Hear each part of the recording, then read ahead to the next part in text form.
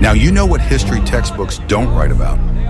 I'm going to tell you about 10 types of Roman weapons that were so ingenious that they changed the course of war. And you'll definitely be surprised. The Roman Empire dominated the battlefield for centuries, and its military power became legendary. But what if I told you that the secret to its victories was not only the discipline of its legions and the genius of its commanders? The real key to success was technology that was ahead of its time. The Romans were not just warriors, they were the greatest engineers of the ancient world.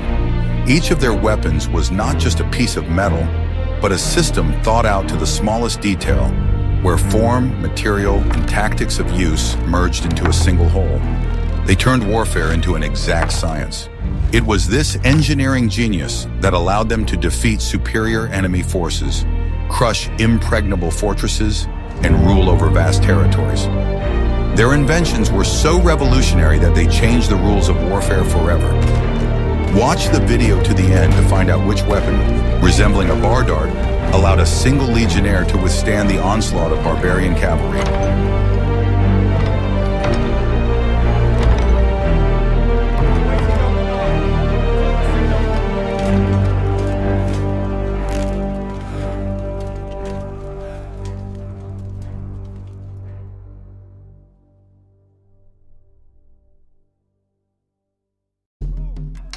Push harder.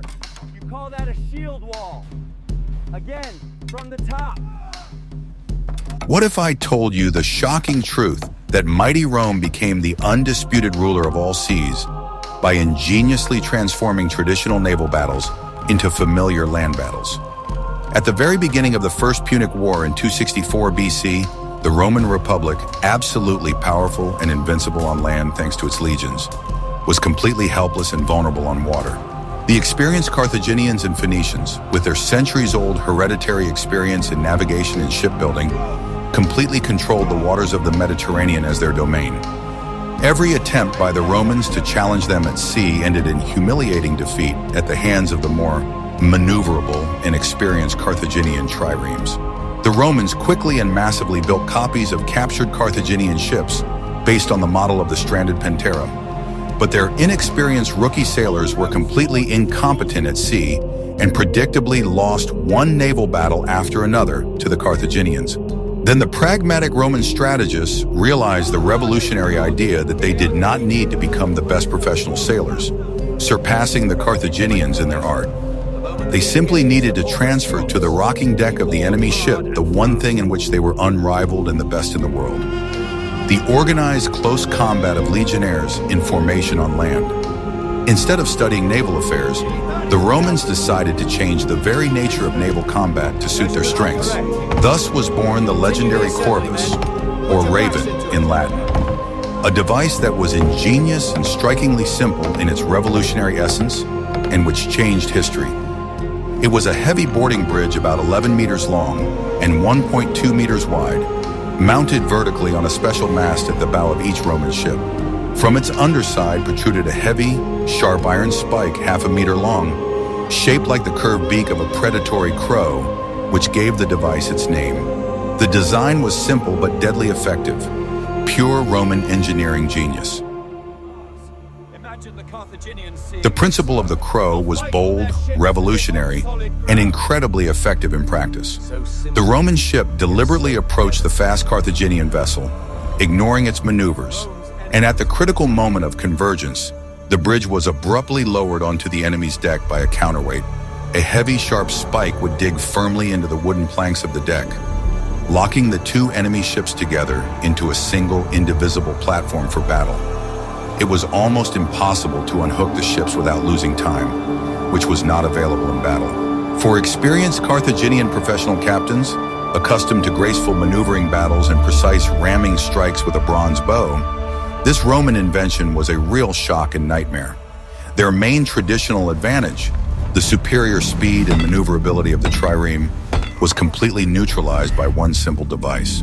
The familiar naval battle instantly turned into a banal, brutal infantry battle on the interlocked decks of ships where other laws ruled, not the skills of a sailor, but the strength and discipline of an infantryman.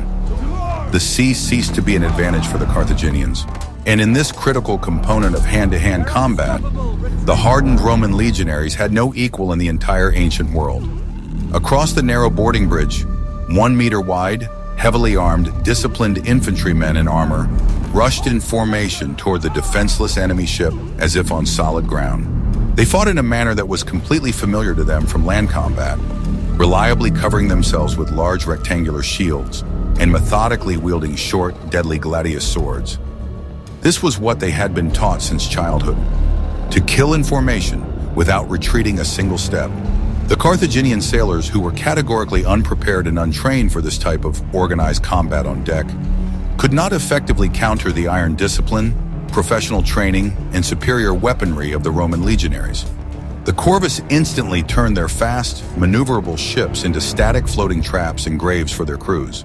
It was this ingenious invention that brought surprised Rome its first major resounding victories at sea in the battles of Mylas and Ecnomus, and in the final historical reckoning, unchallenged domination of the entire Mediterranean for centuries. The corvus was the key that gave Rome power over the seas without the need to become great sailors. The pragmatic Romans categorically refused to play by the established rules of naval warfare. They boldly created their own rules to suit themselves. They fundamentally did not adapt to the harsh conditions of traditional naval warfare. They revolutionarily adapted naval warfare itself to their strengths and advantages. This innovative approach perfectly characterizes the entire Roman military machine and mentality: flexibility, pragmatism, and the ability to learn from defeat, turning weaknesses into strengths through innovation. Although decades later, the Romans consciously abandoned the use of the corvus due to its negative impact on the stability and seaworthiness of ships in storms, it had flawlessly fulfilled its critical historical mission. It gave Rome precious time and a unique opportunity to build its own powerful professional fleet and gradually learn to fight effectively at sea using traditional methods. It was a perfect instructive example of an asymmetrical creative response to the overwhelming technological superiority of a more experienced enemy through innovation rather than imitation. The Romans did not copy the Carthaginians. They outplayed them by changing the rules of the game in their favor. Do you think it is fair to consider such an invention, which was dishonest by the standards of naval warfare, a manifestation of military genius and engineering thought? Or is it simply a cynical military ruse born of the desperation of the losing side? Share your informed opinion in the comments below. Century, ready, Pila. Hold the line! Are you ready to learn the truth about a spear that was designed to deliberately break after the first throw? The Pilum was not just a throwing spear, it was the key to unlocking any enemy's defenses. Its unique design was the pinnacle of tactical thinking and engineering ingenuity. At first glance, the Pilum looked like an ordinary javelin, a long wooden shaft and a metal tip. But the secret was in the details. The tip consisted of a long, thin iron rod that ended in a small, pointed pyramid-shaped tip. This long rod was the most important part of the weapon. It was made of soft, unhardened iron. This was done deliberately, and it was this property that made the Pilum a tactical wonder weapon. Before the battle, the legionnaires threw a volley of pila at the enemy formation. Thanks to its weight and shape, the dart had enormous penetrating power. It easily pierced any wooden shield, and its long shaft passed right through. And then the most interesting part began. After hitting the shield, the long, soft shaft bent under its own weight. Because of this, it was almost impossible to pull it out of the shield in the heat of battle. The enemy was faced with a terrible choice. They could either throw away their heavy, now useless shield, or continue to fight, dragging a 1.5-meter spear behind them. Either option made them extremely vulnerable. Moreover, the curved shaft prevented the enemy from picking up the Pilum from the ground and throwing it back at the Romans. Thus, this essentially disposable weapon could not be used against its creators. It was a simple but ingenious system of protection against friendly fire. Later, during the time of the commander Gaius Marius, the design was improved. One of the two iron pins that attached the tip to the shaft was replaced with a wooden one. Now, when the target was hit, the wooden pin broke and the tip hung on one iron pin, which further enhanced the bending effect. A volley of thousands of such pili had a tremendous psychological impact. It turned the enemy's orderly wall of shields into a chaotic pile of useless boards hung with bent iron. The enemy's defense was broken even before the hand-to-hand combat began. The Pilum is a perfect example of how the Romans thought about war. For them, weapons were not just a means of destruction, but a tool for solving a specific tactical problem. In this case, the task was to deprive the enemy of its main advantage, shield protection. But what happened after the legionaries deprived the enemy of their shields, turning them into defenseless targets? In the next chapter, we will learn about the weapon that came into play when enemies came face to face and find out why it was so short. Secure that timber now. I will reveal the most closely guarded secret of Roman field engineers, which did not require complex mechanisms, but stopped entire armies. Rome's arsenal included not only complex machines and high-tech weapons. Sometimes the simplest and most inconspicuous devices proved to be the most effective. One such invention was the tribulus, better known as the Caltrop. It was a simple but devilishly clever weapon of passive defense. Its design was ingenious. 4 sharp iron spikes welded together in such a way that no matter how it was thrown to the ground, one spike always pointed vertically upward. The main purpose of caltrops was to combat enemy cavalry and war elephants. The Romans scattered them in large numbers on the presumed routes of attack by enemy cavalry. It was almost impossible to detect these small devices in the grass or dust. A horse that stepped on such a spike was seriously injured and knocked out of action, often throwing off its rider. Even if the animal did not suffer a critical injury, the sudden sensation caused it to panic. The cavalry attack faltered. The formation became disordered, turning the riders into easy targets for the legionnaires. Caltrops were the perfect weapon for defending a camp or fortified position. At night, they were scattered around the perimeter, creating an invisible minefield. Any attempt at a surprise night attack ended in failure for the enemy. The effectiveness of this simple device was so high that it was used throughout the history of Rome, from the Republic to the late Empire. The historian Gladius described in detail their use to protect the flanks and rear of the army. It was a cheap but reliable means of controlling the battlefield. One of the most famous examples of their use was the Battle of Nisibis in 217 AD. The Roman army, faced with the superior forces of the Parthian heavy cavalry, the cataphracts, spread cavalries liberally across the field in front of their positions. The Parthian attack failed because their horses were wounded and refused to move forward. The psychological effect was also enormous. Knowing that there was a field strewn with sharp spikes ahead made enemy commanders act more cautiously. This slowed their advance and gave the Romans precious time to regroup. The manufacture of caltrops did not require advanced technology. Any field blacksmith could produce them in large quantities. This made them an affordable and widely available weapon that was always at hand. The caltrop is a striking example of Roman pragmatism. They understood that solving a big problem, such as an attack by heavy cavalry, did not always require a complex and expensive solution. Sometimes a simple but ingenious device that used the laws of physics and nature against the enemy was enough.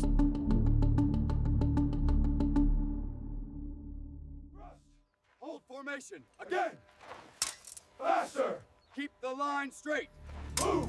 Guess why the most deadly and effective weapon of invincible Rome was paradoxically so short in length. The Gladius, or as it is also alternatively called, Gladius in Latin, became a recognizable symbol and calling card of the Roman legionnaire throughout the world. But its legendary lethality and effectiveness lay not so much in the quality of the steel blade itself, but in the complex tactical system of which it was an integral part, along with the shield in formation. Without a legionnaire in formation, the Gladius was just a piece of metal, but in the hands of a trained warrior in the phalanx, it became a deadly weapon.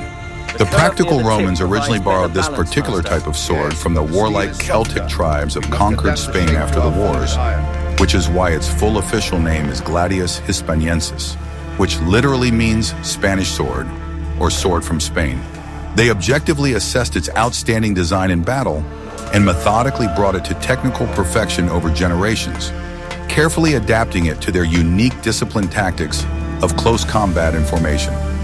It was a short, perfectly straight double-edged blade, only about 50-60 centimeters long, with a clearly defined sharp point for stabbing rather than slashing. Every centimeter was functional and designed for its purpose.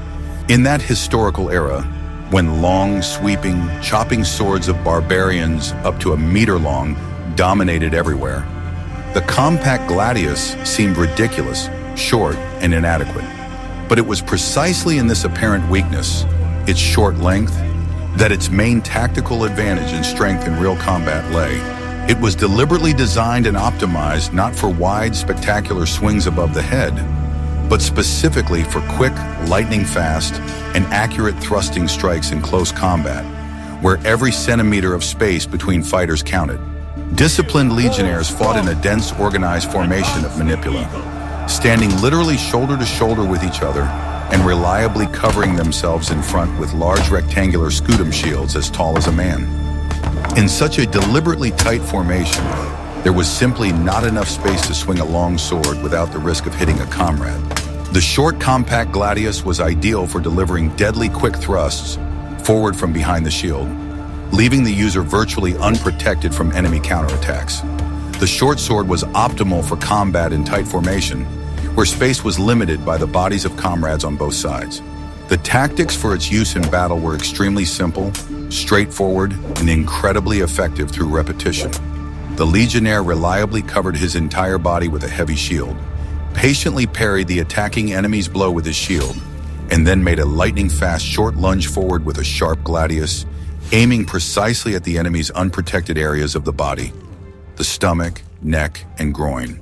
It was monotonous, methodical, physically exhausting muscle work that turned the cohesive legion into a veritable meat grinder for its enemies.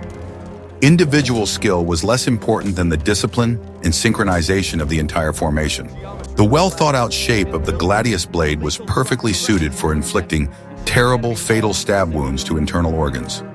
The wide base at the hilt and the gradually tapering tip allowed it to penetrate chainmail armor relatively easily and inflict deep damage to vital internal organs, such as the liver, lungs, and heart. It was a specialized weapon, deliberately designed to quickly and reliably take out an opponent with a single precise thrust, rather than for beautiful but ineffective slashing blows to the limbs. The balance of the sword was also carefully thought out by Roman armorers. Its light weight of about 1 kilogram and its center of gravity deliberately shifted towards the hilt made it very maneuverable, controllable, and fast in the hand. The fighter's hand did not tire from constant movement, which was critical in allowing continuous intense combat for many hours without loss of effectiveness.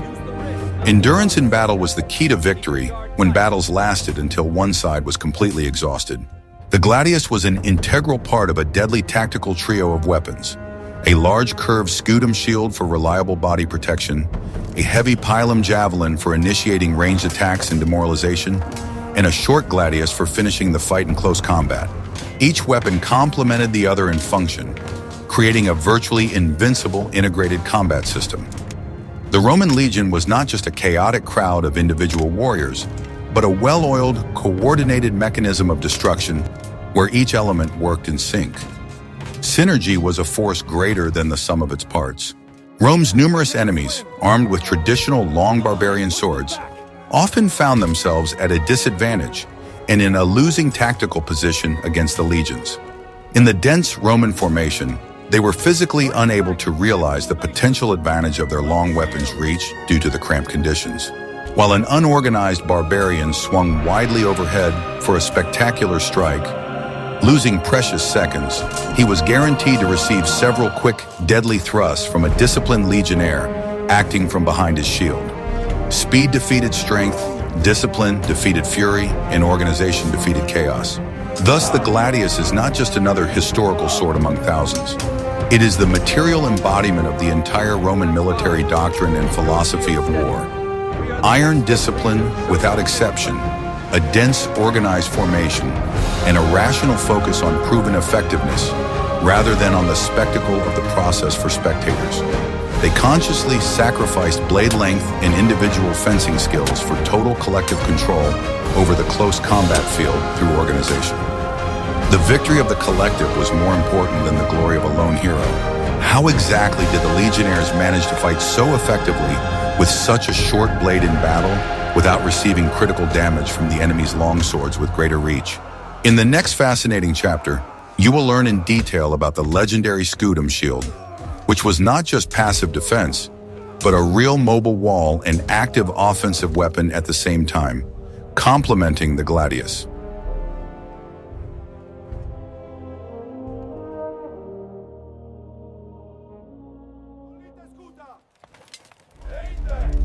The Roman scutum was much more than just a shield. It was a multifunctional tool that served as both a defense and a weapon, as well as a building block for creating impenetrable formations. Its unique design was the result of centuries of evolution and field testing. Unlike most round shields of the time, the classic scutum was large and rectangular or oval in shape. It was tall, covering the legionary from chin to shins. This provided maximum protection in close formation. The shield's design was a true engineering feat. It was made of 3 layers of thin wooden plates glued perpendicular to each other, like modern plywood. This made it both lightweight and incredibly strong. The outside of the shield was covered with leather or coarse fabric and reinforced with metal around the edges. This protected it from moisture and cutting blows. In the center was an umbo, a large metal protrusion that protected the warrior's wrist and served as an additional weapon. The curved shape of the scutum also had important tactical significance. It allowed it to effectively deflect blows and arrows, causing them to slide off to the side. In addition, it fits snugly against the legionnaire's body, creating a solid protective structure. The scutum was not only a defensive weapon, but also an offensive one. In close combat, a legionnaire could deliver a powerful blow with the umbo or the edge of the shield to stun or knock down an opponent. After that, the short gladius came into play, but the main advantage of the scutum was its role in collective formations. It was these shields that allowed the legionaries to form the famous Tortoise, Testudo. In this formation, the soldiers huddled together in a tight group, covering themselves with shields on all sides and from above. The Tortoise was practically invulnerable to the enemy's projectile weapons. Legions could approach the walls of besieged cities under a hail of arrows and stones without suffering any losses. This formation became a symbol of Roman discipline and organization. Large rectangular shields, standing close together in the first row, created a solid wall. This exerted enormous psychological pressure on the enemy. They saw before them not individual soldiers, but a monolithic, slowly advancing formation of wood and steel. Thus, the scutum was the cornerstone of all Roman tactics. It provided individual protection, served as a melee weapon, and allowed for the creation of impenetrable collective formations. Without this shield, the entire Pilum Gladius Scutum system would have been impossible.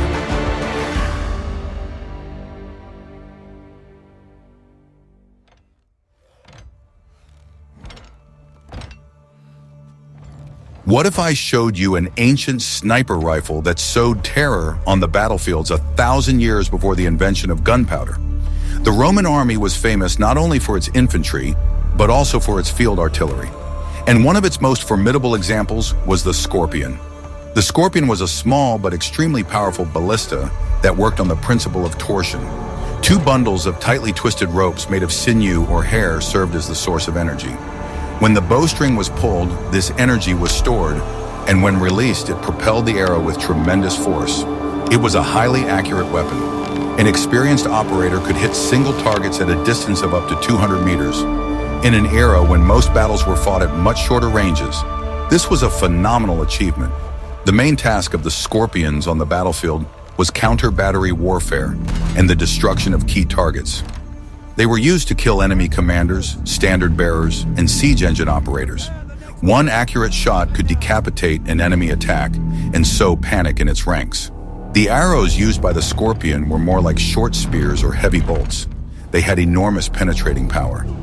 Julius Caesar, in his Commentaries on the Gallic War, described how a Scorpion arrow could pierce 2 shields. The Romans often mounted Scorpions on special carts, turning them into mobile firing points. Each legion had several dozen such machines at its disposal. They provided fire support to the infantry, suppressing resistance even before hand-to-hand combat began.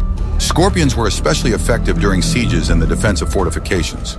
Installed on walls or towers, they allowed defenders to methodically shoot at the enemy, preventing them from getting within spear-throwing range. Their accuracy and long range gave the defenders a huge advantage.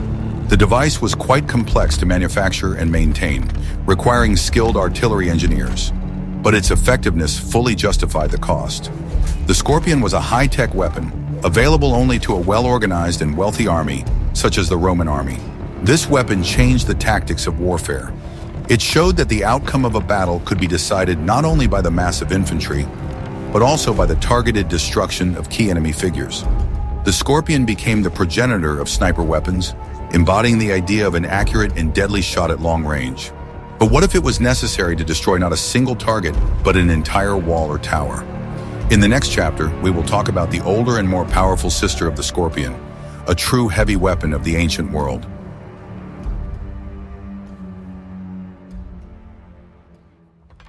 Push it forward.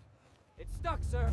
Almost If the Scorpion was a sniper rifle, then the Ballista was the heavy field howitzer of the Roman army.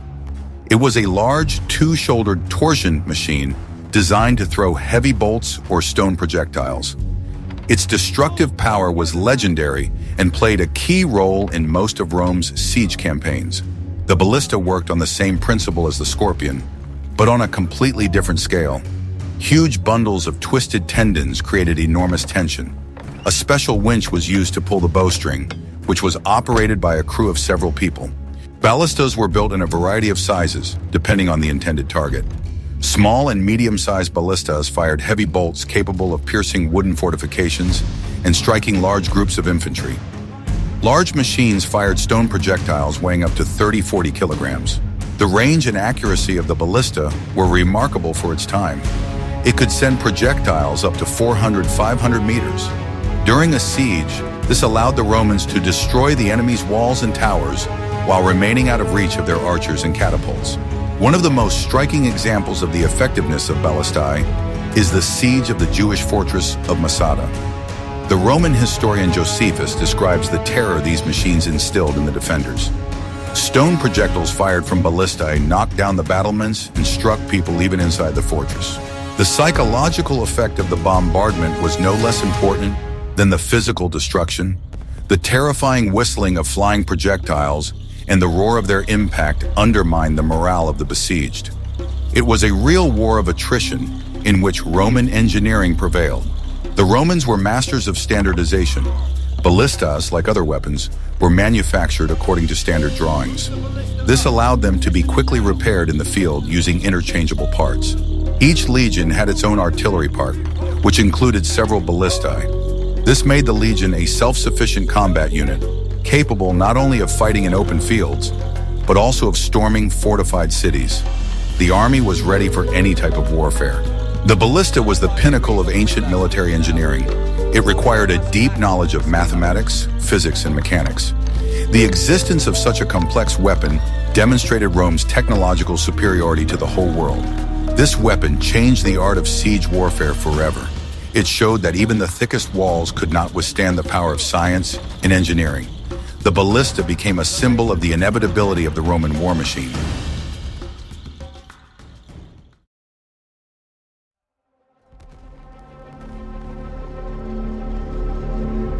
The Roman siege artillery arsenal had another formidable weapon that appeared in the late Empire. It was simpler in design than the ballista, but had even greater destructive power when firing at an arc trajectory. It was called the Onager, which translates as wild ass, for its powerful, recoiling jerk when fired. Unlike the two-armed ballista, the Onager was a single-armed Torsian machine. Its single throwing arm was driven by a single, but very large horizontal bundle of twisted wires. At the end of the arm was a sling into which the projectile was loaded. The Onager was simpler and cheaper to manufacture than the ballista. It required fewer precision parts and was easier to maintain. This was important for the late Roman Empire, whose resources were no longer as abundant. The main task of the Onager was to throw very heavy stone projectiles along a high trajectory. It did not have the accuracy of a ballista, but it was ideal for destroying the roofs of buildings and hitting targets behind walls. It was a kind of ancient mortar or howitzer. When firing, the crew pulled the lever down with a winch and then released it sharply. The lever shot up with tremendous force and hit a special crossbar on the frame of the machine, stopping. The projectile flew out of the sling by inertia and flew toward the target. The appearance of the onager reflected the changing nature of warfare in late antiquity. There were fewer field battles and more sieges. Armies needed a powerful and relatively simple means of breaking through enemy fortifications. The onager was the crowning achievement of Roman torsion artillery. It combined enormous power with relative simplicity of design. This weapon dominated the battlefields until the very end of antiquity and became the prototype for the medieval trebuchet. The study of the onager shows how Roman engineering continued to develop even during the decline of the empire. They were constantly looking for new, more effective, and cheaper solutions to the military tasks they faced. Pragmatism remained their main feature until the very end.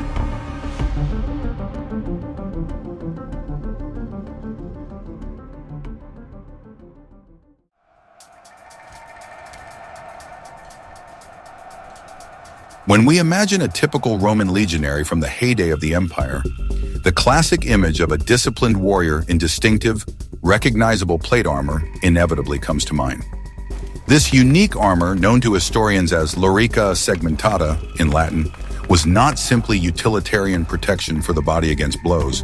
It was a vivid material symbol of the technological superiority and mass standardization of the Roman army's production over the barbarians, who wore heterogeneous equipment. The uniformity of the armor visually demonstrated the organization and strength of the legions, instilling fear in their enemies even before the battle began. The Lorica segmentata consisted of several separate horizontal segments, wide curved metal plates made of iron or steel, skillfully connected to each other with strong leather straps and bronze buckles. This ingenious modular design provided excellent, reliable protection for the warrior's torso and vulnerable shoulders from most blows. It appeared and spread in the early empire of the 1st century AD under Augustus, and was actively used by the legions for several centuries until the decline of the empire. It was the pinnacle of Roman weaponry technology, demonstrating the ability to mass-produce complex equipment for tens of thousands of soldiers at once. The main tactical advantage of this armor was its unique ability to distribute the energy of a blow over a large area. It provided significantly better protection against the enemy's stabbing and slashing blows than the traditional chainmail, Lorica hamata, used previously. The rigid overlapping plates physically prevented an enemy blade or sharp spear tip from easily penetrating the warrior's soft body, deflecting blows in a sliding manner. The plates worked like tank armor, dispersing the force of the blow and protecting the vital organs beneath them from fatal injuries. The segmented, flexible design also gave an active warrior much greater freedom of movement compared to monolithic armor. Individual plates could move freely relative to each other during movement, without restricting the legionnaire at all during long marches, heavy construction work, or dynamic combat requiring flexibility. This was critically important for a professional army that spent most of its time on grueling campaigns and building camps, rather than just fighting. Mobility was the key to the effectiveness of the legions, which were able to march quickly and build fortifications. Another key economic advantage was the relative ease of mass production and field repair of armor. The manufacture of individual standardized plates by blacksmiths was technologically simpler, faster, and cheaper than the laborious hand-weaving of many thousands of small rings for traditional chainmail. A segment damaged in battle could be quickly and easily replaced with a spare in the field conditions of the camp, without putting the entire armor out of action for a long time, and without sending the soldier to the rear. Repairability increased the combat readiness of the legions, as soldiers quickly returned to duty after battle. This revolutionary solution made it possible to establish efficient mass production of armor in state workshops, and to supply huge armies of dozens of legions at once with standard, high-quality armor. The standardization of equipment was one of the unshakable pillars of Roman military power and discipline. The legion looked and acted tactically as a single, monolithic whole, which reinforced the psychological effect on its enemies. Uniformity created the impression of an invincible machine rather than a collection of individuals. Of course, the Lorica segmentata had its inevitable drawbacks in use. The leather connecting straps required constant care and lubrication, and could wear out over time from friction or rot in the damp climate of the northern provinces. In addition, it was noticeably more complicated and slower to put on than simple chainmail, requiring the help of a comrade. A soldier could not quickly equip himself alone in case of a sudden alarm. which was a tactical disadvantage in the event of an unexpected attack on the camp. Nevertheless, at the peak of the Empire's military power in the 2nd, 3rd centuries, it was this plate armor that became the standard for professional heavy infantry legionnaires. It represented the ideal practical balance between reliable protection of life, necessary mobility in battle, and technological mass production for the army. It was armor deliberately designed and optimized for a professional, well-organized standing army with developed logistics, rather than for scattered militias or barbarian troops without supplies.